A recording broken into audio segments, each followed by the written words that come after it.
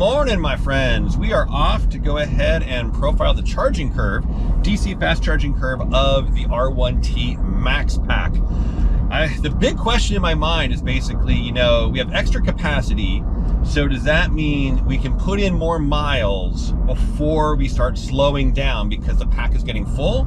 Or does that just basically mean we're going to spend more time earlier in the curve trying to get charged and have thermal issues before we get up towards 40–50% capacity full? I don't know. We're gonna find out. Today is a beautiful, sunny, crisp winter day here in the San Francisco Bay Area. We're heading over to a Rivian network charger over in Corte Madera. Now, at this point here on the 9th of December 2023, just recently they changed all the RAN network chargers, or almost all of them, over to actually costing money. It was free in the early days, and now there's actually a nominal fee, although it's not that bad. Except this charger over in Corte Madera, it says it's a 300 kilowatt charger and it's free. So I'm actually paying a $7 bridge toll to go roll over there and find out if this unicorn actually exists. Now, the battery pack is up to what, 67 degrees Fahrenheit or so. It's warming up and preconditioning for where we're going. It's only like another 15 miles away, but I've got some extra range to burn off. So we're actually gonna turn the wrong way in the freeway, go up another 20 miles and come back again to make sure we're really arriving. I'm aiming for like 5%. And I wanna be able to clock essentially, you know, get it going, and then from 10% to 80%, and maybe even just go ahead and go to 90% and 100% just for shits and giggles. I'm really curious to see again how this compares between the standard kind of large battery pack and the Max Pack, which is really only like 15–20% bigger. It's not significantly bigger, but you know, again, it might change. I'm hoping that essentially the thermal issues that have been reported early on in the early days for Rivian is really kind of solved through software, and who knows, perhaps some undisclosed changes in the hardware of the Max Pack. And that because we have extra capacity, we can put in more miles faster for that initial 50–60% of charge. And so that'll be an extra benefit for the Max Pack. I don't know. We're gonna find out. Let me go ahead and turn the GoPro off and save some battery, and I'll pick up with you again in about 20–30 minutes as we start approaching the charger. And I should add, for what it's worth, the kind of mileage and range numbers I'm talking about. So this vehicle is an R1T dual motor performance max with the off-road tire package, and so that skews everything. You know, by the book, this vehicle has, I think it's 410 miles of range out of the box, but when you add the off-road tires, that brings it down. I don't remember off the top of my head what the Rivian spec number is, but last week when I recharged to 100% for fun with level 2 charging at home, my max range available fully charged was 369 for what it's worth. Let's see. 1, 2. Yeah, it looks like we're all kind of full right now. There are 3 vehicles using the 3 different setups. Okay, I'm gonna wait for one of these guys to wrap up, I guess.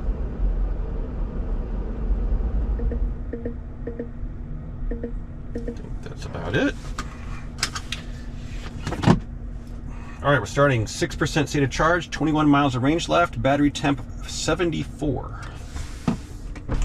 Hey, how's it going? I like the silver. I almost bought the silver. You know, it was funny. I bought the white instead. I got this, and like, I literally picked it up last week, and the next day, right, the whole Cybertruck drama, and I realized I picked the Cybertruck colors. Oh well. Oh well, yeah. All right, so we're charging along here, up to almost 30%. Getting around 200 kilowatts, which is pretty good. I was hoping to be able to see the battery temp while charging, but it's not showing me that, which is kind of annoying. We go to this mode here, see battery temp is now kind of grayed out. Just kind of, yeah, kind of annoying. I wish I could see that. Anyway.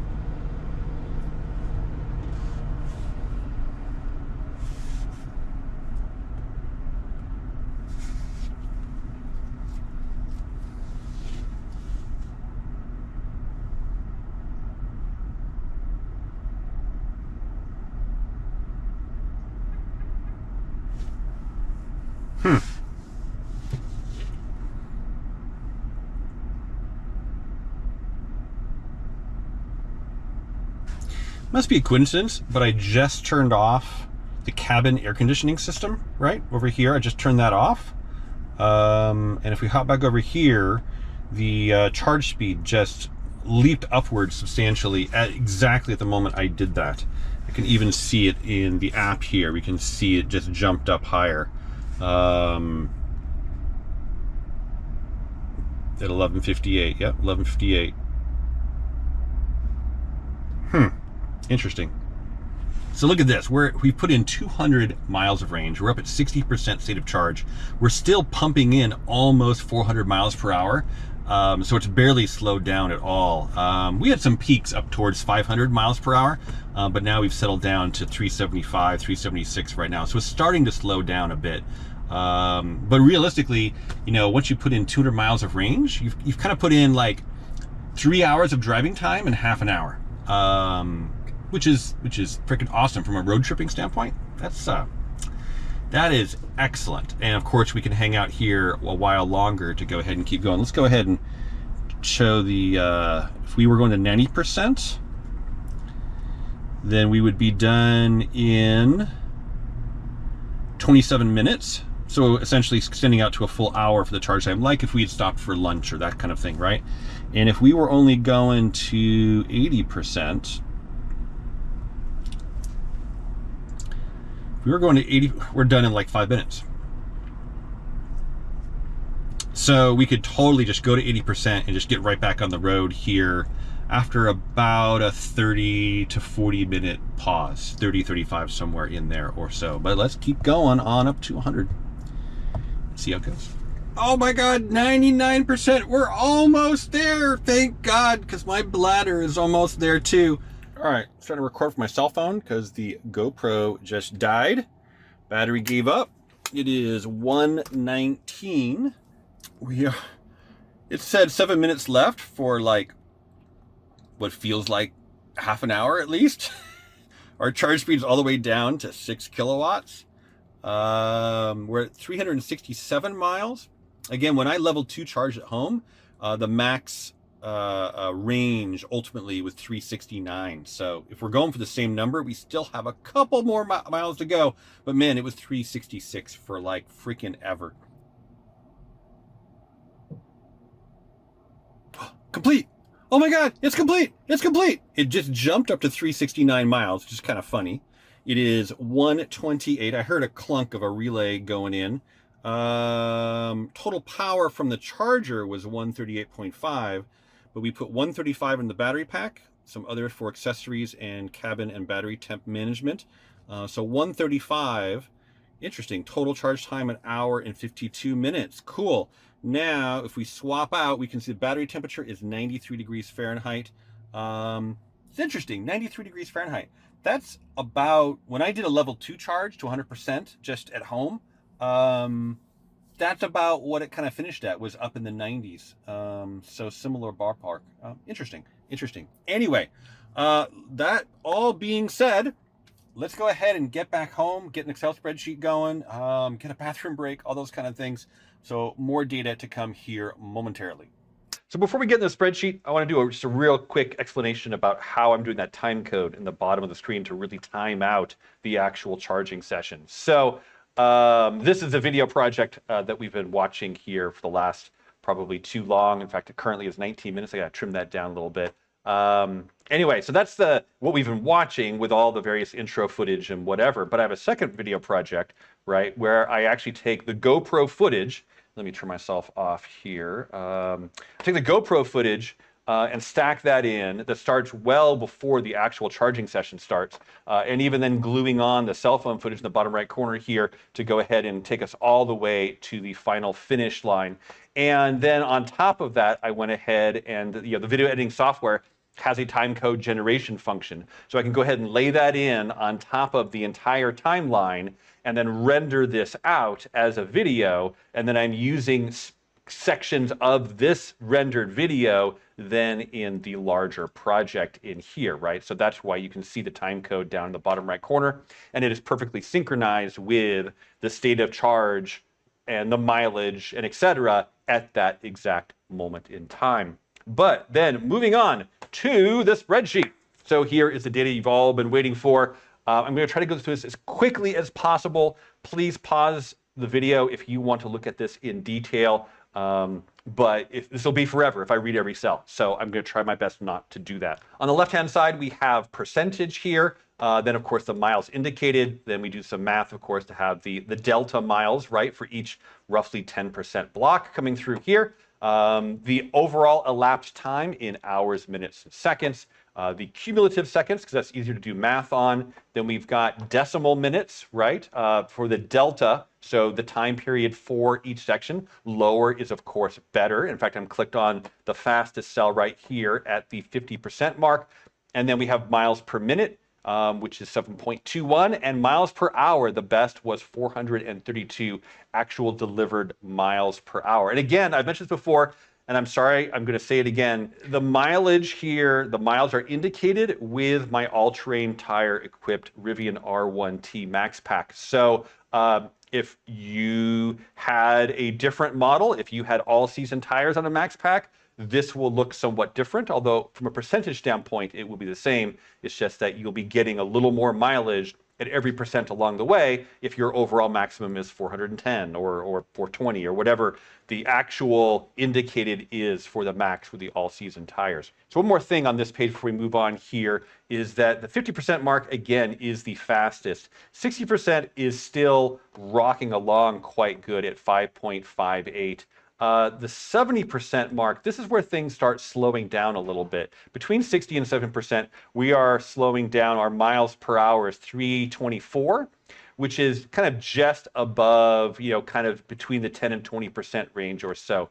So realistically, if you want to charge like as fast as possible and only charge that, you would go from 10% to 70%, and that would give you the best delivery.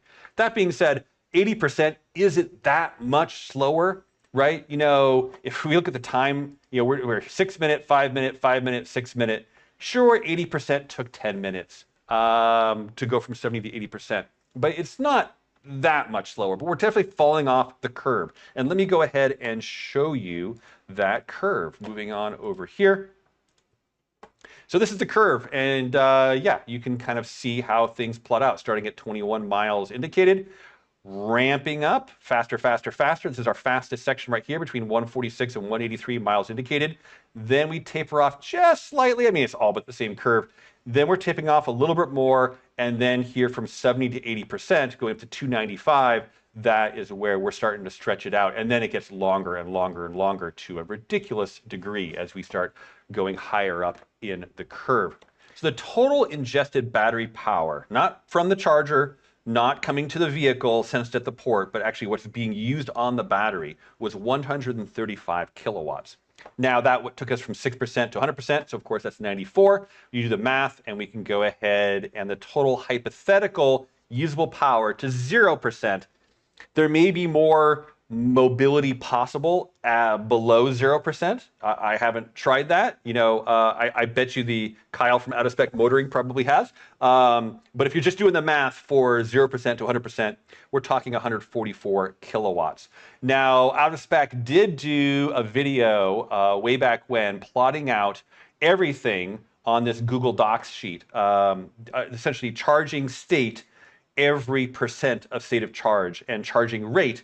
But they didn't really do time, and they didn't do miles, which again can be different based on tires and model. There can be some differences there, so I understand that. But they didn't do time, which is really infuriating a little bit that data is not available. I'll go ahead and put a link to their video in the video description down below, as well as a link up in the corner somewhere here right now. Anyway, so they recorded all the way from 0 to 100% the power delivered to the battery as 123 kilowatts.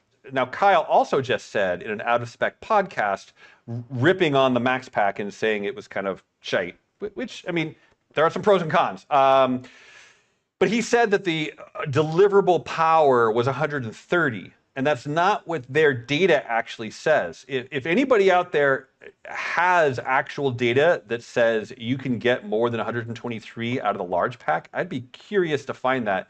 I searched around YouTube trying to find any data, and I couldn't find it anywhere. The best one was the Out of Spec video, and that was only 123.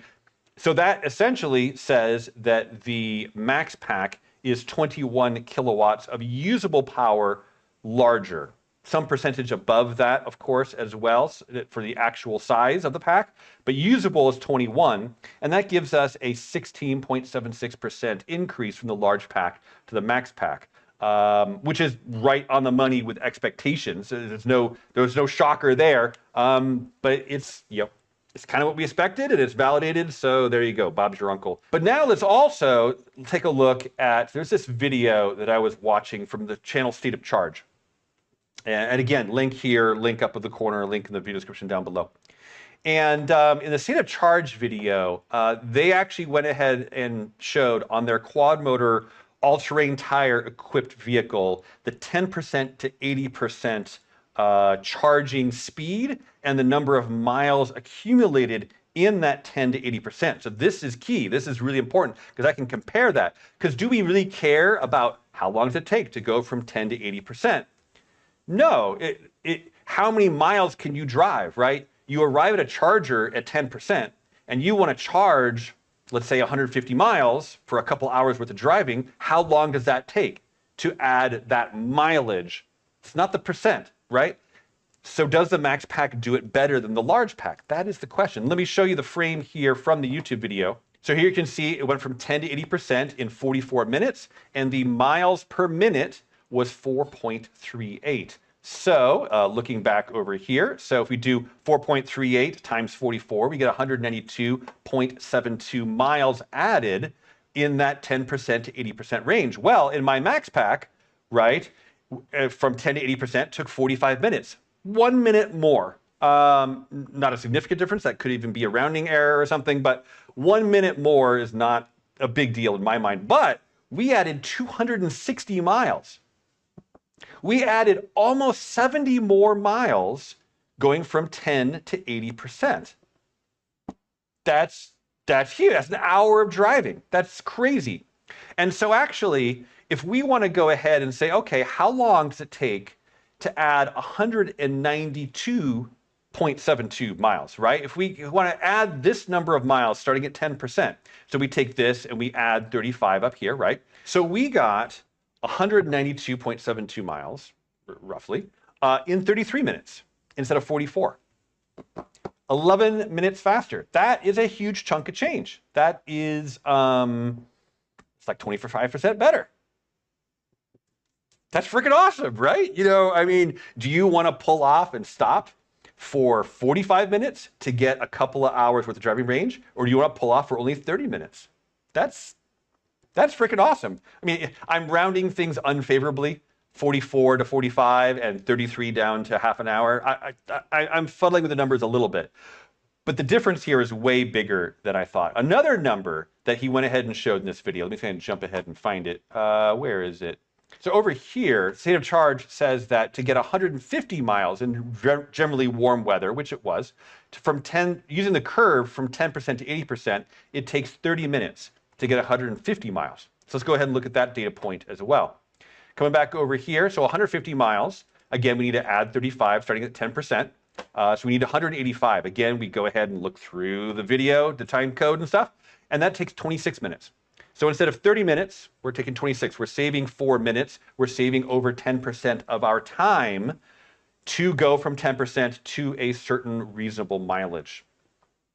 That's, again, a pretty big deal. And I think one of the key things here, to get a couple hours of driving time, essentially on the max pack, we're charging up to around 70% from 10%.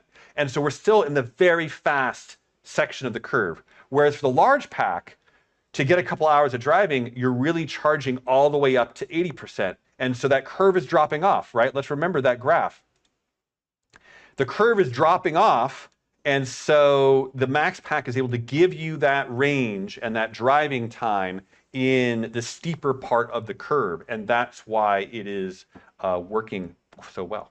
All right, some conclusions to go ahead and wrap things up. So between the large pack and the max pack, while time to state of charge seems relatively similar, and that 16% increase in range seems relatively minor, the time to mileage appears to be significantly better when DC fast charging on the max pack than the large pack. That's pretty awesome. So it's kind of an extra benefit. In addition to just extra range, you do get extra road tripping performance because you're charging in the steeper, fatter part of the curve, which is awesome. That being said, the comparison data that I've used in this video is old. The state of charge video was from 10 months ago, after the 500 amp fix, but still 10 months ago. There's been a lot of software updates since then to modify how the pack is cooled and how the computer is thinking about all the coolant flow and running the AC compressor and blah, blah, blah. Also, the out-of-spec motoring video I referenced, that's from a full 12 months ago, although we only discussed the overall power pushed into the pack. We didn't discuss charging performance really from that video, so it should be valid, but regardless, we're comparing against older data and things are dynamically changing. In fact, I think I heard a new software update has come out just recently. It hasn't shown up on my vehicle yet, but like today, I might get a new software update that might improve things. Also, things I could have done better, as you may have seen if you didn't jump ahead of the conclusions. At the 40% mark, if you wind back to that, at the 40% mark, I went ahead and thought, oh, you know, I have the cabin AC on. Let's turn that off. It's a beautiful, cool, sunny day in the high 60s. I'll just crack the windows and turn that off. And almost immediately, the charge rate went up by like 100 miles per hour, like from 370, 360 to 460. Did I shoot myself in the foot by not having that turned off the entire time? And is that a trick to get some extra performance out of the battery pack? Or will that essentially allow it to run faster and then overheat? I mean, I don't know. We're going to have to test it again. And that is the final thing here is that I only ever saw on the charger maybe about 200 kilowatts. I never saw more than that. And certainly from other people's videos and stuff, it seems like the vehicle should be able to do above 200. And so, well, maybe the max pack can't. I don't know. But with the large pack, people have reported seeing more like 215, 220, that kind of stuff. So I need to go find like an EA or an EVgo charger that's 350 kilowatt. Go at a time of day when there's nobody there to make sure I have every electron I can get. Turn off the cabin AC from the start. And I'm going to go ahead and do another charging session from 10% to 80%. I'm not going to do the whole thing to 100. Oh my God, that took forever. We'll just do, starting sub 10% and go ahead and take it up to 80% and really kind of try to validate things and get the best curve possible and see how that works. So that'll be an addendum video coming soon. I've got to burn off this charge that I had here, so that'll probably take me a week or two. So coming in the next month or so, there'll be an addendum to this to go ahead and try to flesh out those extra corner cases. So there you go. That is the large pack versus the Mac pack on the Rivian R1T dual motor performance with the all-terrain tires. If you've appreciated this content, please like, please subscribe, all that kind of good stuff.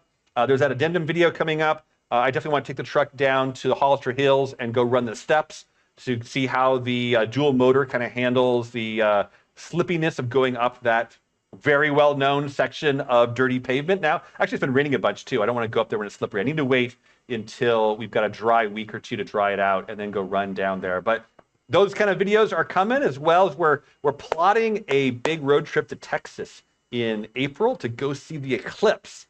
That should be freaking awesome. Anyway, stay tuned, subscribe. Thank you for watching. Take care.